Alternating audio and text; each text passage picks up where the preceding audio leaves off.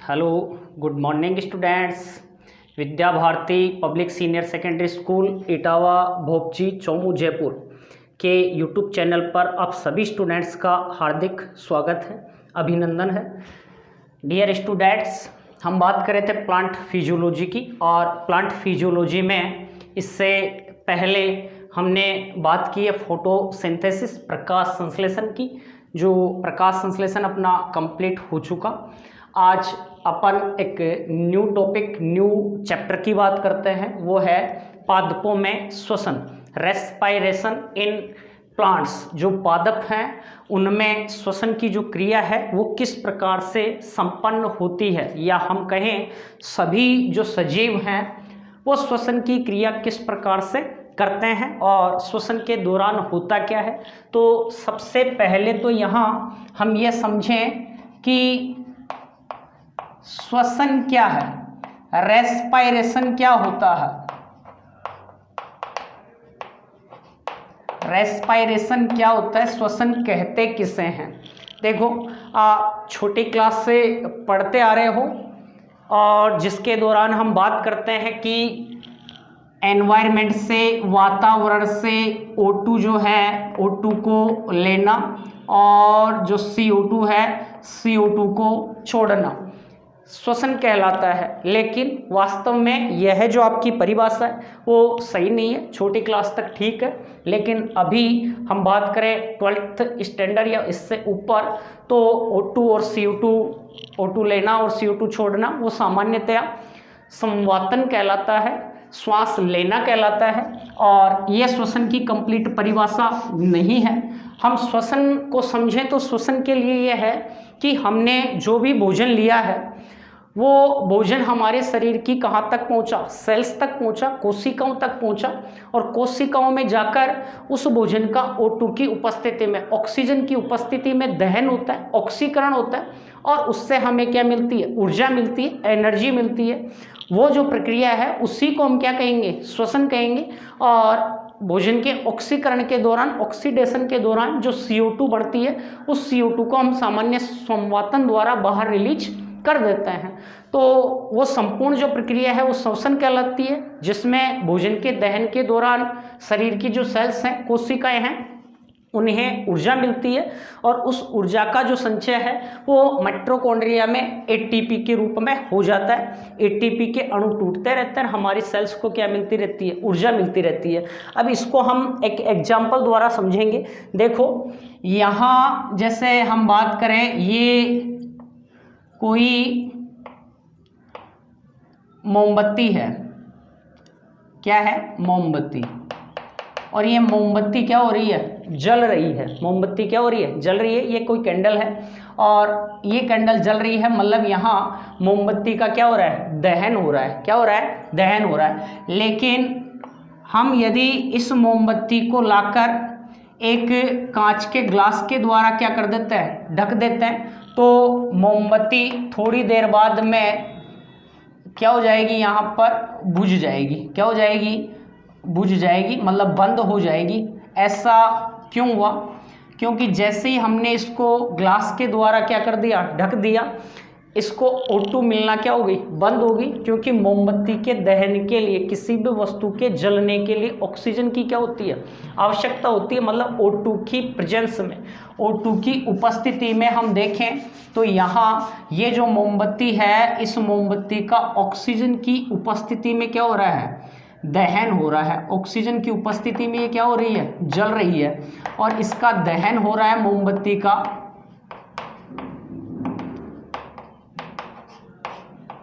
दहन होता है किसकी प्रेजेंस में, O2 की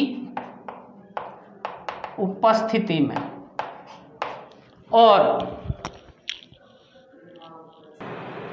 और इस दहन के दौरान हम देखें तो जो मोमबत्ती जल रही है, उसके जलने से हमें क्या मिल रही है, ऊर्जा मिल रही है।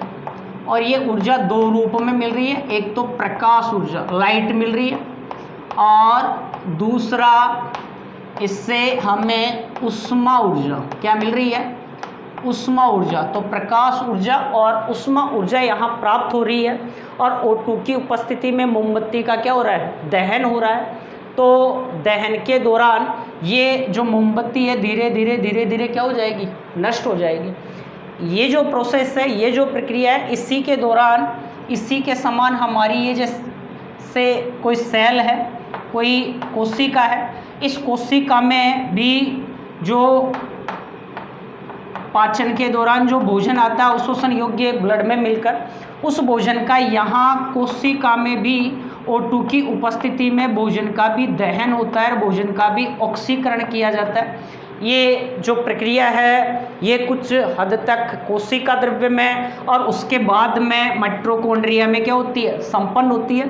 और भोजन के दहन के लिए O2 यहाँ पर क्या है, आवश्यक है। या कुछ जीव ऐसे हैं जिनमें O2 की एब्सेंट में भी भोजन का या जटिल जो कार्बनिक पदार्थ है उनका क्या होता है, विघटन होता है, दहन होता है, ऑक्सीकरण होता है।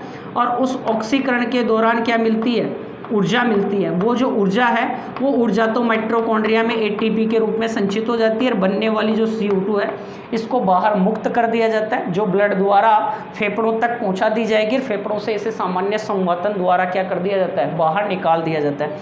तो सभी जितने भी जीव हैं उनके लिए हम यहाँ ये कह सकते हैं कि श्वसन वह प्रक्रिया है जिसमें O2 की उपस्थिति या O2 की अनुपस्थिति में जटिल कार्बनिक जो पदार्थ हैं, चाहे कार्बोहाइड्रेट है, चाहे प्रोटीन है, चाहे वसा है, उनका क्या होता है, ऑक्सीकरण होता है। ऑक्सीकरण के दौरान क्या बनती है, ऊर्जा बनती है और ऊर्जा को माइटोकॉन्ड्रिया में ATP के रूप में संचित कर लिया जाता है और बनने वाली CO2 को बाहर रिलीज कर दिया जाता है। ये संपूर्ण जो प्रक्रिया है वो संपूर्ण प्रक्रिया ही क्या कहलाएगी, श्वसन कहलाएगी। और श्वसन हम कर रहे हैं तो श्वसन के दौरान ही हमें, या पेड़ पौधे जो श्वसन कर रहे हैं उसके दौरान ही यहाँ सभी को क्या मिल रही है, ऊर्जा मिल रही है। और इस ऊर्जा का वो अपनी जो दैनिक क्रियाएं होती हैं उनके अंतर्गत क्या करते हैं, उपयोग में लेते हैं। जैसे हम सभी में जितनी भी क्रियाएं हो रही हैं, हमारे में जितनी क्रियाएं हो रही हैं, उन सभी क्रियाओं के लिए हमें एनर्जी की या ऊर्जा की क्या पड़ती है, आवश्यकता। और जो ऊर्जा जो मिल रही है वो किसके रूप में मिलती है, ATP के रूप में। जब ATP टूटता है तो एक ATP अणु के विघटन से 7.5 किलो कैलोरी प्रति मोल ऊर्जा मिलती है, ठीक है, किलो कैलोरी। और इसके अलावा यदि 30.5 किलो जूल प्रति मोल ऊर्जा मिलती है, या तो 30.5 किलो जूल प्रति या 7.5 किलो कैलोरी जो ऊर्जा है वो यहाँ पर एक ATP अणु के टूटने से मिलती है। तो इस प्रकार से श्वसन ऐसी प्रक्रिया है जिसके अंदर कोशिकाओं में जो भी जटिल कार्बनिक पदार्थ हैं उनका O2 की प्रेजेंस या O2 की एब्सेंट में क्या किया जाता है, विघटन किया जाता है, उनको तोड़ा जाता है। और उनके तोड़ने से, उनके टूटने से, उनके ऑक्सीकरण से क्या मिलती है, ऊर्जा को ATP के रूप में और बनने वाली CO2 को बाहर मुक्त कर दिया जाता है। यह संपूर्ण प्रक्रिया क्या कहलाएगी, यहाँ श्वसन कहलाएगी। तो यहाँ हम समझें तो जो श्वसन है ये श्वसन कितने प्रकार का हुआ, 2 प्रकार का। कितने प्रकार का हुआ, 2 प्रकार का। एक तो है ऑक्सी श्वसन, एक तो है ऑक्सी श्वसन और दूसरा आता है अनोक्सी श्वसन। अनोक्सी श्वसन, श्वसन जो है एक उपापचयी क्रिया है, मेटाबॉलिक क्रिया है और उपचयी क्रिया है। और उपचयी क्रिया के दौरान यह जो क्रिया है, इस क्रिया के दौरान क्या हो रहा है, यहाँ जो कार्बोहाइड्रेट है या प्रोटीन है, वसा है, उनका क्या किया जाता है, विघटन किया जाता है। और एक प्रकार की यह विघटनात्मक नष्टकारी क्रिया है जिसके दौरान लगातार जीवन का क्या होता है, पतन होता है और अंत में मृत्यु का जो कारण है वो भी कौन है, यहाँ श्वसन है। जिस प्रकार मोमबत्ती जो है उसका दहन हो रहा था, अंत में उसकी क्या हो रही है, मृत्यु, वो नष्ट हो जाती है। उसी प्रकार श्वसन के दौरान ही जो जीव हैं, सजीव हैं, श्वसन जीवों के लिए एक नष्टकारी क्रिया है। अर्थात उपचयी, ऐसी उपचयी उपापचयी क्रिया है जो जीवन के पतन का या मृत्यु का क्या होती है, कारण होती है। तो यहाँ जो श्वसन है वह 2 प्रकार का, एक ऑक्सी श्वसन और दूसरा है अनोक्सी श्वसन। यदि O2 की प्रेजेंस में जटिल कार्बनिक पदार्थों, जैसे हम बात करें ग्लूकोज की C6H12O6, इसका यदि विघटन किसकी उपस्थिति में, ऑक्सीजन की उपस्थिति में होगा, तो यह जो प्रक्रिया है इसे हम कहेंगे ऑक्सीश्वसन। तो यहाँ बहुत सारे एंजाइम्स भाग लेते हैं और ये जो प्रोसेस है ऑक्सीश्वसन कहला रहा है, O2 की प्रेजेंस में हो रहा है। तो O2 की उपस्थिति में होता है 6CO2 प्लस 6H2O प्लस क्या बनती है, ऊर्जा, एनर्जी बनती है, और लगभग 686 किलो कैलोरी ऊर्जा यहाँ पर मिलती है, जो 36 या 38 ATP के तुल्य क्या होती है, ऊर्जा होती है। किसमें, ऑक्सीश्वसन के दौरान। किसके दौरान, ऑक्सीश्वसन के दौरान। दूसरा आता है अनोक्सीश्वसन। तो समस्त जो जीव हैं, पेड़ पौधे, बाकी जो जीव जंतु, कुछ विकल्पी अब अविकल्पी आदि को छोड़ दें तो अधिकांश जो पेड़ पौधे जीव जंतु हैं वो O2 को काम में लेते हैं और O2 की प्रेजेंस में जटिल कार्बनिक पदार्थों का विघटन करते हैं। कार्बन डाइऑक्साइड बनती है, जल बनता है, ऊर्जा मुक्त होती है। बनने वाली जो ऊर्जा है 686 किलो कैलोरी के लगभग। दूसरा आता है अनोक्सीश्वसन, C6H12O6। इसका जो विघटन है वो अनोक्सीश्वसन बिना O2 के होता है, और बिना O2 के होता है तो यहाँ जो बनेगा वो कार्बनिक एथेनॉल या अन्य कार्बनिक पदार्थों का निर्माण होता है, जैसे C2H5OH एथेनॉल या ethyl alcohol plus 2CO2 plus लगभग 56 या 59 किलो कैलोरी, 56 किलो कैलोरी ऊर्जा मिलती है, जो लगभग 2 ATP के क्या होती है, बराबर होती है। तो यहाँ एथिल एल्कोहल या एथेनॉल का क्या होता है, निर्माण होता है, ठीक है। या अन्य कार्बनिक जो पदार्थ हैं वो क्या होंगे, बनेंगे। बिना ऑक्सीजन के यदि दहन होगा CO2 मुक्त होगी, तथा 56 किलो कैलोरी के तुल्य जो ऊर्जा है वो यहाँ पर हमें क्या होती है, मिल पाती है। ये जो अनोक्सीश्वसन की क्रिया है ये होती है कुछ किनमें, जीवाणुओं में। किनमें हो रही है, जीवाणुओं में। इनके अलावा संग्रहित व अंकुरित होते हुए जो बीज हैं, इन बीजों में अनोक्सीश्वसन की जो क्रिया है वो हमें देखने को मिलती है। तो ये तो है ऑक्सीश्वसन, ये है अनोक्सीश्वसन। क्लियर यहाँ तक। उसके बाद में हम बात करें तो आगे आता है श्वसन के क्रियाधार। श्वसन के क्रियाधार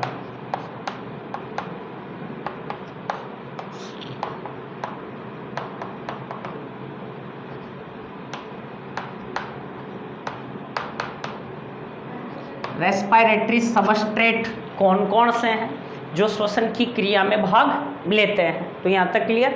ऑक्सीश्वसन और अनोक्सीश्वसन। ऑक्सीश्वसन अधिकांश जो जीव हैं, पेड़ पौधे जीव जंतु सब में। अनोक्सीश्वसन जीवाणु संग्रहित व अंकुरित होते हुए किनमें, बीजों में। इसके अलावा भी यहाँ जैसे मांसल, कुछ फल हैं उनमें, कुछ कवक हैं उनमें अनोक्सीश्वसन की क्रिया हमें देखने को मिलती है। तो यहाँ श्वसन के क्रियाधार किसे कहेंगे हम, वे क्रियाधार जिनके ऑक्सीकरण से ऊर्जा मिलती है, या वे पदार्थ जिनके ऑक्सीकरण से ऊर्जा मिलेगी, वो श्वसन के क्या कहलाएंगे, क्रियाधार कहलाएंगे। अब क्रियाधार की हम बात करें तो यहाँ श्वसन के क्रियाधार जो हैं वो कार्बोहाइड्रेट हो सकता है, इसके अलावा वसा हो सकता है, इसके अलावा प्रोटीन हो सकता है। तो श्वसन के क्रियाधार मुख्यतया निम्न हैं। कौन कौन, कार्बोहाइड्रेट, इसके अलावा वसा फैट हो सकती है, इसके अलावा प्रोटीन हो सकती है। अब इनमें से कार्बोहाइड्रेट जो है वो श्वसन की क्रिया में काम में आने वाला प्राथमिक क्या है, क्रियाधार है। प्राथमिक क्या है, क्रियाधार है। तो प्राथमिक क्रियाधार कौन होता है, कार्बोहाइड्रेट होता है। यदि कार्बोहाइड्रेट की कमी है, कार्बोहाइड्रेट नहीं है, तो फिर श्वसन की क्रिया में कौन प्रयुक्त होता है, वसा। यदि श्वसन का क्रियाधार कौन है, कार्बोहाइड्रेट और वसा है, तो इस प्रकार का श्वसन क्या कहलाएगा? प्लावी श्वसन।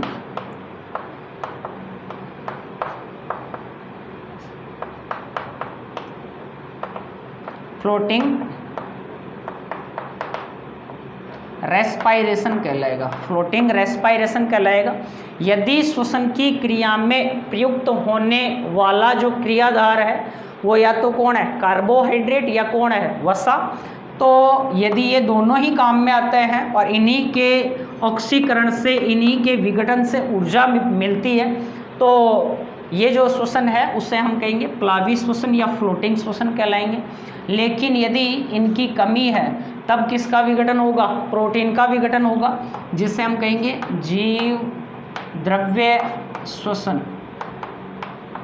प्लाज्मोडेस्माटा, सॉरी जीव द्रव्य साइटोप्लाज्म, साइटोप्लाज्मिक रेस्पायरेशन कह देंगे, श्वसन कह देंगे, जीव द्रव्य या कोशिका द्रव्य श्वसन कह देंगे।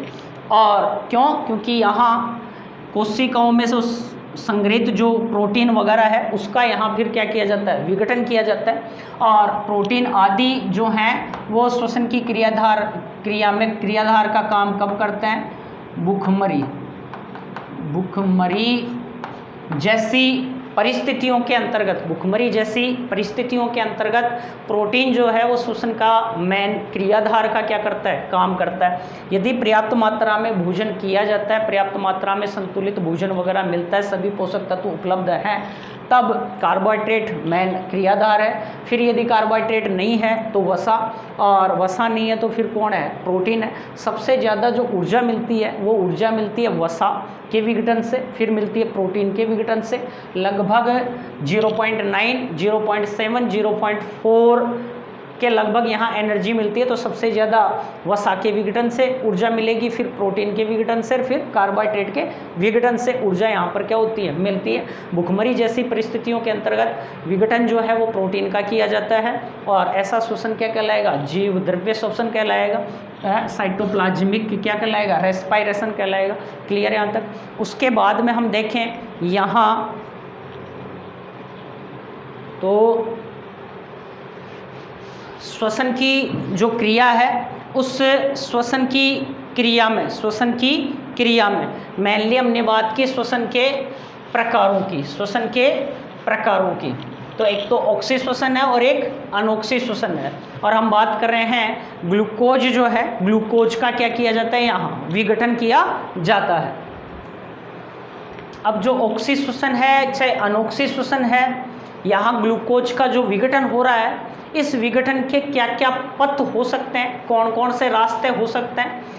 ऑक्सी श्वसन में देखें या अनोक्सी श्वसन में देखें, तो श्वसन के पथ या चरणों की बात करें, किस किस प्रकार से ग्लूकोज का विघटन होता है। तो सबसे पहले तो यहाँ हम देखें, जैसे ग्लूकोज है, ये ग्लूकोज का एक क्या है? अणु है, C6H12O6। सबसे पहले जो ग्लूकोज है उसे ग्लाइकोलाइसिस, पहला जो चरण है वो होता है ग्लाइकोलाइसिस। और ग्लाइकोलाइसिस की क्रिया के दौरान, ग्लाइकोलाइसिस की जो क्रिया है वो होती है कोशिका द्रव्य में, चाहे ऑक्सी श्वसन हो चाहे अनोक्सी श्वसन हो, दोनों में ही सबसे पहले ग्लूकोज जो है वो ग्लाइकोलाइसिस चक्र के दौरान किस में चेंज हो जाएगा? पाइरुविक अम्ल में बदल जाएगा, पायरुविक एसिड में या पायरुवेट में बदल जाता है, CH3COCOOH। और यहाँ पायरुविक एसिड के कितने अणु बनेंगे? 2 अणु बनेंगे। तो एक ग्लूकोज का अणु जो है ग्लाइकोलाइसिस की क्रिया के दौरान पायरुविक अम्ल के कितने अणुओं का निर्माण कर लेता है? 2 अणुओं का निर्माण कर लेता है। यहाँ से यहाँ तक का जो पूरा प्रोसेस है ये ग्लाइकोलाइसिस कहलाता है, ग्लाइकोलाइसिस चक्र कहलाता है, या इसे EMP पाथवे भी कहते हैं, क्योंकि 3 वैज्ञानिक थे, एम्बर्ड, मेयरहूफ और पार्नास। इन्होंने ग्लाइकोलाइसिस के संबंध में जानकारी दी थी। और इस EMP साइकिल के दौरान शुद्ध तो 2 ATP बनते हैं, ठीक है, वैसे 4 ATP बनते हैं, 2 ATP काम में आ जाते हैं, प्लस यहाँ पर 2 NADH2 अणु बनते हैं, जो ETS इलेक्ट्रॉन ट्रांसफर सिस्टम होगा, आगे पढ़ेंगे इसको। ETS के दौरान इनसे 6 ATP बनेंगे या फिर 4 ATP प्राप्त होते हैं, 4 ATP प्राप्त होते हैं। इस प्रकार टोटल अपन ग्लाइकोलाइसिस की बात करें ना तो 2 तो ATP शुद्ध और 6 ATP, या 6 और 2 8 ATP। तो ग्लाइकोलाइसिस के दौरान या तो 8 ATP या फिर 6 ATP अणुओं का शुद्ध क्या होता है, लाभ होता है, या ATP अणु प्राप्त होते हैं। तो यहाँ ऊर्जा किस प्रकार से मिल रही है, तो इसको आप फिलहाल मत ध्यान रखना, केवल इतना ध्यान रखो कि सबसे पहले जो ग्लूकोज है, इस ग्लूकोज को पायरुविक किस में चेंज कर दिया गया, एसिड में, ग्लाइकोलाइसिस की क्रिया के दौरान, या इसे EMP पाथवे कहते हैं। ये जो प्रोसेस है वो कोशिका द्रव्य में होगा, चाहे कोई चीज़ ऑक्सीश्वसन करे चाहे अनऑक्सीश्वसन करे, सभी में ग्लाइकोलाइसिस होगा और ग्लाइकोलाइसिस के दौरान पायरुविक एसिड बनेगा। अब ये जो पायरुविक अम्ल है ये आगे विघटित होता है, इसका विघटन अलग अलग रास्तों से हो सकता है, इसका विघटन अलग अलग रास्तों से हो सकता है। वो रास्ते क्या क्या हो सकते हैं, तो फर्स्ट तो हम बात करें जैसे ऑक्सीश्वसन की बात करें, यदि ये पायरुविक अम्ल ऑक्सीश्वसन में प्रवेश करता है, मतलब O2 की उपस्थिति में होता है, तो O2 की उपस्थिति में होगा तो सबसे पहला जो प्रोसेस होगा, इस पायरुविक अम्ल जो है, इस पायरुविक अम्ल का ऑक्सीडेटिव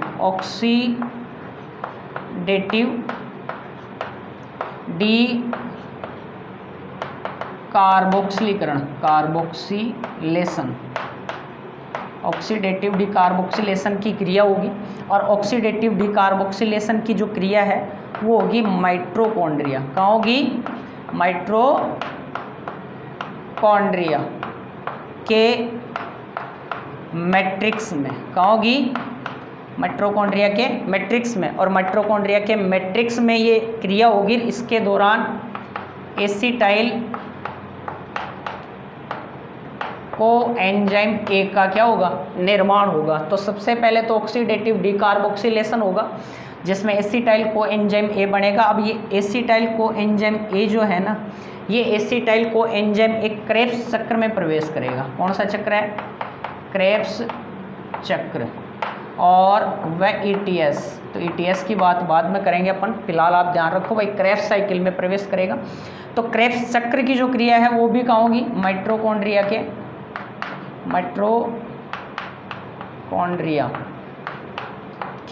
मैट्रिक्स में।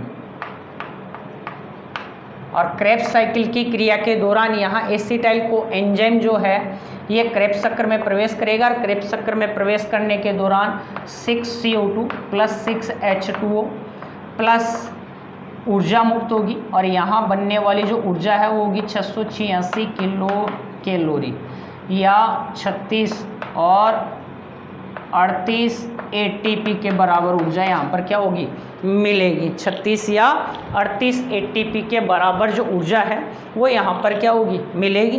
तो क्रेब्स चक्र की जो क्रिया है वो माइटोकॉन्ड्रिया के मैट्रिक्स में, यही ETS आएगा, इलेक्ट्रॉन ट्रांसफर सिस्टम होगा, जहाँ जो NADH2 आदि जो बनते हैं उनसे भी ATP का निर्माण होगा। तो वो जो होगा वो माइटोकॉन्ड्रिया की आंतरिक किस में होगा, झिल्ली में होगा, ऑक्सीसोम के ऊपर होगा। क्लियर यहाँ तक। अभी बात करेंगे क्रिया स्थल की। तो ये एसिटाइल कोएंजाइम ए ऑक्सीडेटिव डिकार्बोक्सिलीकरण और ऊर्जा का निर्माण हो गया 686 किसमें, ऑक्सीश्वसन में। यही दूसरा पथ हम बात करें अनॉक्सीश्वसन। तो अनॉक्सीश्वसन की जो क्रिया है किसी माइटोकॉन्ड्रिया में नहीं हो रही है। अनॉक्सीश्वसन की जो क्रिया है वो होती है कोशिका द्रव्य में, कोशिका द्रव्य में। ग्लाइकोलाइसिस भी कोशिका द्रव्य में होगा और अनॉक्सीश्वसन का आगे का जो प्रोसेस है पायरुविक अम्ल के बाद का वो भी कोशिका द्रव्य में होगा। किन किन में, मांसल फलों में, इसके अलावा बैक्टीरिया जीवाणुओं में, इसके अलावा कवक में, इसके अतिरिक्त और किस में हो सकता है, इसके अलावा संग्रहित और अंकुरित होते हुए जो बीज हैं उनमें भी अनॉक्सीश्वसन की क्रिया होगी। अनॉक्सीश्वसन की क्रिया के दौरान C2H5OH प्लस 2CO2 प्लस ऊर्जा और यहाँ लगभग 56 या 56 किलो कैलोरी ऊर्जा मिलेगी, जो 2 ATP के तुल्य होगी। कितने? 2 ATP के तुल्य होगी। तो यहाँ एथिल अल्कोहल या एथेनॉल का क्या होगा? निर्माण। यहाँ बनने वाली जो ऊर्जा है वो ऑक्सीश्वसन की तुलना में क्या होती है? कम होती है। एक हो सकता है O2 की कमी, O2 की कमी, और O2 की जो कमी है वो जैसे हमारे शरीर की क्या है? मांसपेशियां हैं। तो मांसपेशियों को यदि O2 नहीं मिलेगी तो उन स्थितियों में हमारी मांसपेशियों में लैक्टिक कार्बनिक अम्ल बनेगा। लैक्टिक अम्ल कौन सा? लैक्टिक अम्ल प्लस CO2 प्लस ऊर्जा। यहाँ बनने वाली जो ऊर्जा है वो भी क्या होगी? कम होगी, उतनी मात्रा में ऊर्जा नहीं मिलती है।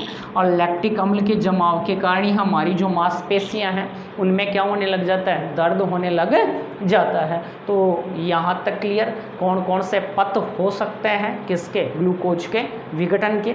तो यदि हम ऑक्सीश्वसन पढ़ेंगे तो हमें एक तो ग्लाइकोलाइसिस चक्र की बात करनी है, एक क्रेब्स साइकिल की बात करनी है, एक ETS की बात करनी है। यहाँ जो ये ऑक्सीडेटिव डीकार्बोक्सिलीकरण का पथ होता है ना बीच में, इस पथ के दौरान 2 NADH2 बनते हैं जिनसे 6 ATP प्राप्त होंगे। कितने? 6 ATP। यहाँ जो क्रेब्स साइकिल होगा उससे लगभग 24 ATP के तुल्य ऊर्जा मिलेगी। तो 24 और 6 30, और ग्लाइकोलाइसिस से मिल गए 8 या 6। तो या तो टोटल एक ग्लूकोज अणु के विघटन से 38 ATP के तुल्य ऊर्जा मिलेगी जो आ रहा है यहाँ, या फिर 36 ATP के तुल्य ऊर्जा मिलेगी। किस प्रकार से मिल रही है? ग्लाइकोलाइसिस में यदि NADH2 दो शटल होते हैं यहाँ पर, एक मेलेट एस्पार्टेट शटल होता है, एक ग्लिसरॉल फास्फेट शटल होता है।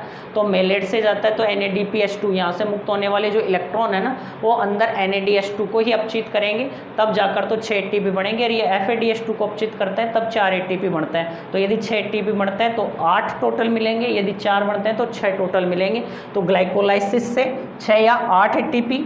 इसके अलावा बीच वाला जो पथ है वह पथ एसिटाइल को एंजाइम जो ये है ना, ये ग्लाइकोलाइसिस और क्रेब्स साइकिल को जोड़ने का क्या करता है? कार्य करता है। जोड़ने का क्या करता है? कार्य करता है। लिंकेज का क्या करता है? कार्य करता है। और यहाँ पर भी 6 ATP बढ़ते हैं, 24 क्रेब्स साइकिल से बढ़ते हैं, तो 24 और 36 और 8 इधर से मिल गए। तो टोटल एक ग्लूकोज के अणु के विघटन से टोटल कितने ATP के तुल्य ऊर्जा मिलती है? 38 या 36 ATP के तुल्य क्या मिलती है? ऊर्जा मिल पाती है। क्लियर? अब यहाँ तक का ये सारा सिस्टम जो है ये कहाँ हो रहा है? माइटोकॉन्ड्रिया में। कहाँ हो रहा है? माइटोकॉन्ड्रिया में। तो हम बात करें तो एक तो माइटोकॉन्ड्रिया जो श्वसन का स्थल है माइटोकॉन्ड्रिया, उसकी संरचना को समझेंगे अभी हम। उससे पहले हम यहाँ ये देख लें कि ऑक्सीश्वसन में और अनऑक्सीश्वसन में दोनों में जो अंतर दिख रहा है ना वो क्या दिख रहा है? ऑक्सीश्वसन में और अनऑक्सीश्वसन में अंतर क्या दिख रहा है हमें? एक तरफ तो है ऑक्सीश्वसन और एक तरफ है अनऑक्सीश्वसन। ध्यान दो, ऑक्सीश्वसन में तो क्या है? कार्बनिक जो पदार्थ हैं, ग्लूकोज है, कार्बोहाइड्रेट है या वसा है, प्रोटीन है, इनका विघटन किसकी उपस्थिति में हो रहा है? O2 की उपस्थिति में।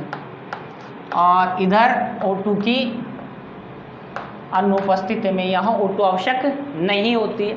एक ग्लूकोज अणु के पूर्ण, यहाँ O2 की उपस्थिति में पूर्ण विघटन होता है, पूर्ण विघटन होता है, जबकि यहाँ अपूर्ण विघटन होता है, अपूर्ण विघटन होता है।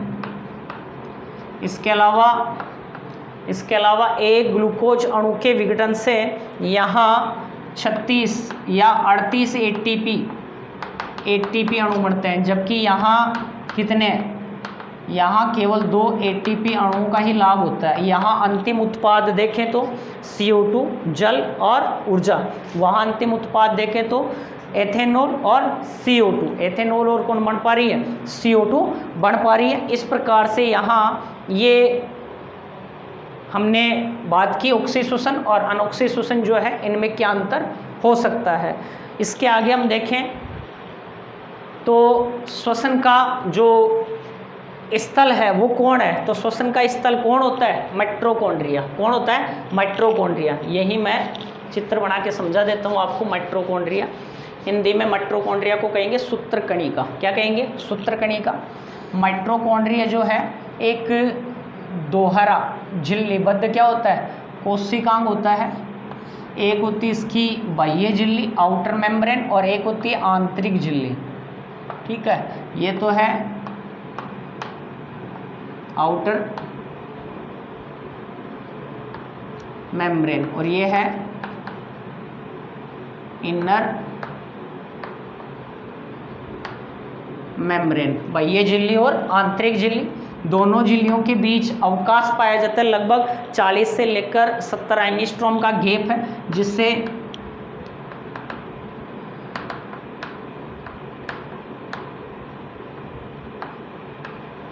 पेरीमाइट्रोकॉन्ड्रियल स्पेस कहेंगे, परिकला अवकाश कहेंगे। पेरीमाइट्रोकॉन्ड्रियल क्या कह देंगे? स्पेस कह देंगे। आंतरिक झिल्ली से घिरा हुआ पूरा जो भाग है ना अंदर का, ये पूरा भाग जो है ये पूरा का पूरा कहलाएगा मैट्रिक्स, मैट्रिक्स या स्ट्रोमा कहलाएगा। और यहीं पर एक, यहाँ पर एक तो होगा खुद माइटोकॉन्ड्रिया का क्या? डीएनए होता है। खुद माइटोकॉन्ड्रिया का क्या होता है? डीएनए, जिसे कहते हैं एमडीएनए, माइटोकॉन्ड्रियल डीएनए। इसके अलावा यहाँ 70S प्रकार के क्या होते हैं? राइबोसोम। 70S राइबोसोम, मैंने पहले कहा था कि दो कोशिकांग ऐसे हैं जिनके पास खुद का डीएनए होता है। एक तो क्लोरोप्लास्ट हरित लवक था और एक कौन होता है? माइटोकॉन्ड्रिया होता है। इसके अलावा यहाँ वसा कणिकाएं, बहुत सारे एंजाइम्स आदि क्या होता है? मैट्रिक्स में क्या होता है? प्रेजेंट होता है, उपस्थित होता है। मेन विशेषता यहाँ इसकी इंटरनल जो मेम्ब्रेन है ना, आंतरिक जो झिल्ली है, इससे ऐसे अंगुली समान क्या निकले हुए हैं? प्रवर्ध निकले हुए होते हैं। आंतरिक झिल्ली से ऐसे अंगुली समान क्या निकले हुए हैं? प्रवर्ध निकले हुए हैं और इन्हें कहते हैं क्रिस्टी। क्या कहते हैं? क्रिस्टी। ये जो प्रवर्ध निकल गए ना, इन प्रवर्धों को कहेंगे क्रिस्टी। और ये जो क्रिस्टी हैं, इन्हीं के ऊपर टेनिस की रैकेट समान संरचनाओं के रूप में क्या लगे हुए हैं? ऐसे, जिन्हें कहते हैं F1 कण या ऑक्सीसोम। क्या कहेंगे? ये है F1 कण या ऑक्सीसोम, ऑक्सीसोम है। तो ऑक्सीसोशन की जो क्रिया है वो माइटोकॉन्ड्रिया में होगी और माइटोकॉन्ड्रिया की ये स्ट्रक्चर है। तो क्रेब्स साइकिल जो है माइटोकॉन्ड्रिया के मैट्रिक्स में, ETS जो है वो माइटोकॉन्ड्रिया की जो आंतरिक झिल्ली है, जो ऑक्सीसोम है, उसके ऊपर यहाँ संपन्न होता है। तो ये एक माइटोकॉन्ड्रिया की ऐसी क्या पाई जाती है? संरचना पाई जाती है, देखने को मिलती है। एक पादप कोशिका में हम बात करें तो हरित लवक की जो स्ट्रक्चर है, जिस प्रकार हरित लवक के अंदर प्रकाश संश्लेषण की क्रिया होती है, वैसे जंतु या पादपों की बात करें तो उनमें जो श्वसन की क्रिया है वो किस में संपन्न होती है? माइटोकॉन्ड्रिया में। और ग्लूकोज के विघटन के दौरान जो ATP बनेंगे, वो ATP जो है वो माइटोकॉन्ड्रिया में ही क्या किए जाते हैं? संचित। और ATP के टूटने से ही क्या मिल पाती है? ऊर्जा मिल पाती है। तो क्लियर यहाँ तक। इसके बाद में हम पढ़ेंगे सबसे पहले ग्लाइकोलाइसिस चरण, जो हम पढ़ेंगे अगला जो नेक्स्ट वीडियो होगा अपना, उसमें इसकी बात करेंगे। थैंक्स सभी को, धन्यवाद। जय हिंद, जय भारत।